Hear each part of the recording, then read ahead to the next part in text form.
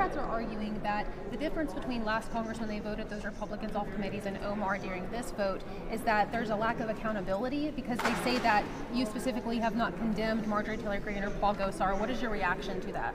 They're totally wrong. I can't even believe you've asked that question. Think what you just asked, what they said.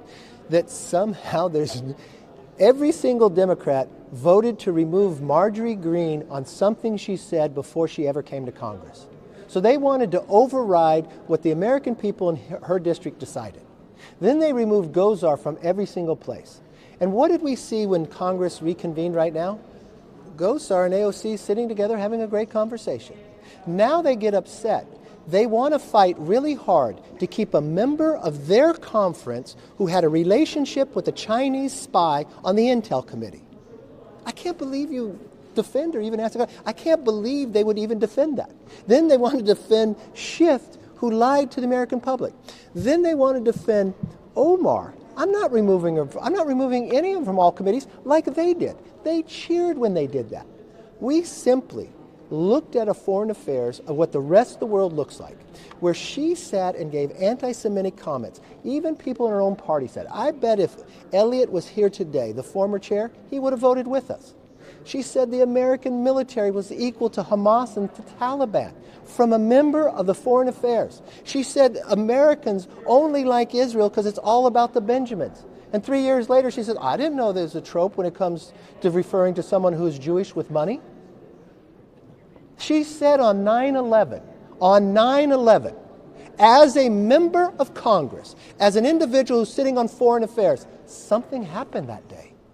What does that say to other people around the world? What does that say to somebody else who wants to create another 9/11 America? I'm sorry. It's not right. We were right in our action, and she can serve on other committees. But it puts America in jeopardy, and I'm not going to do that under my watch.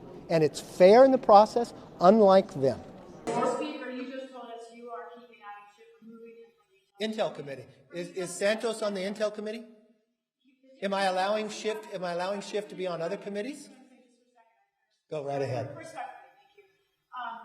Because you have direct power over who goes on the Intel Committee, you also will be able to raise for your full House, for taking off other Democrats, perhaps Representative Omar. But you have said that lying to us is something that means your spirit for the Intel Committee. But why is it not a factor? Well, let me be very. This is a man who should not be on committee, something that you have power over.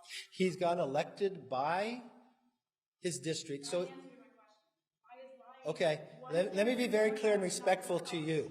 You ask me a question. When I answer it, it's the answer to your question. You don't get to determine whether I answer your question or not, okay? In all respect. Thank you. No, let's answer her question. You just raised a question. I'm going to be very clear with you. The Intel Committee is different. You know why? Because what happens in the Intel Committee, you don't know. What happens in the Intel Committee, although the secrets are going on in the world, other members of Congress don't know. What did Adam Schiff do as the chairman of the Intel Committee? What Adam Schiff did, use his power as a chairman and lie to the American public. Even the Inspector General said it. When Devin Nunes put out a memo, he said it was false. When we had a laptop, he used it before an election to be politics and say that it was false and said it was the Russians. When he knew different, when he knew the intel, if you talk to John Radcliffe, DNI, he came out ahead of time and says there's no intel to prove that, and he used his position as chairman, knowing he has information the rest of America does not, and lied to the American public. When a whistleblower came forward, he said he did not know the individual, even though his staff had met with him and set it up. So no, he does not have a right to sit on that. But I will not be like Democrats and play politics with these, where they removed Republicans from committees and all committees. So yes, he can serve on a committee, but he will not serve on Intel because it goes to the national security of America. And I will always put them first, all right?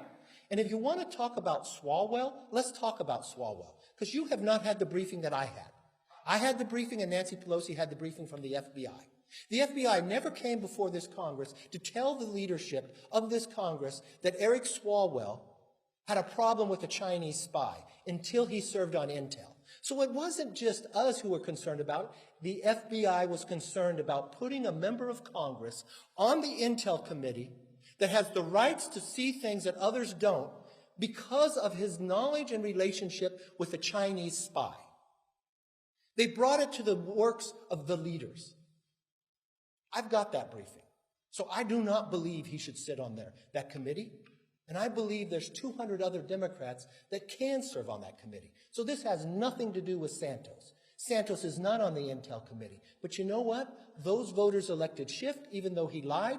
Those voters elected Swalwell, even though he lied to the American public too. So you know what? I'll respect his voters too, and they'll serve on committees, but they will not serve on a place that has national security relevance because integrity matters to me. That's the answer to your question.